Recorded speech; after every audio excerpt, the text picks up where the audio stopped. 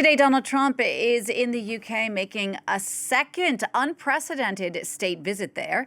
He is the only U.S. president in history to be given that honor twice.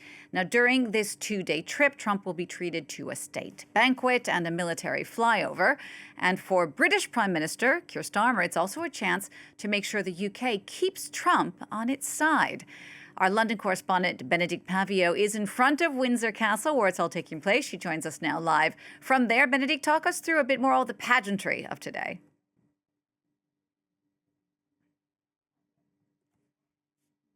British are renowned for across the planet, and what we're witnessing is an unprecedented guard of honour and military parade, a royal welcome, a ceremonial welcome, as the Brits know so well how to do. And that is across, it has to be said, the Windsor estate, because the whole of this first day will be behind these walls behind me of Windsor Castle, within the grounds. So we saw the Household Cavalry Mounted Regiment providing what is called a sovereign's escort for the carriage procession, very colourful.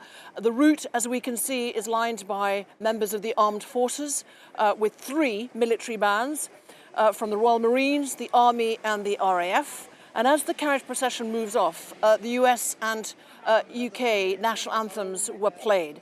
Then what we're going to witness is the arrival in what is called the quadrangle of Windsor Castle, a guard of honour with the state colours of Grenadier Guards, Coldstream Guards and Scots Guards who are going to greet the party. And that's the first time that there are indeed 3 state colours. So all these things are very carefully planned and stage managed to really appeal and to show the nature of the unprecedented quality of this ceremonial welcome to the US president.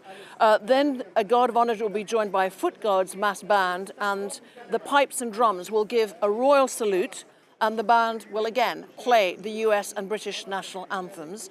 Then, in a sense, the highlight of this part, which is that the President and First Lady will join the King and the Queen on what is called the Royal Dais. That is an old French word, D-A-I-S, a stage, if you will, outdoor stage, before the President is then accompanied, as these state visits warrant, by the King to inspect the Guard of Honour. 1,300 soldiers are there. It has to be said that it is for high security, the highest security afforded all American presidents, that the Long Mile, where we were, for example, reporting from for the funeral of the late Queen Elizabeth, has been completely closed off, walled off, and that is what we're witnessing, that they're coming up that Long Mile up to Windsor Castle, where the American president and his wife Melania will spend the entire day.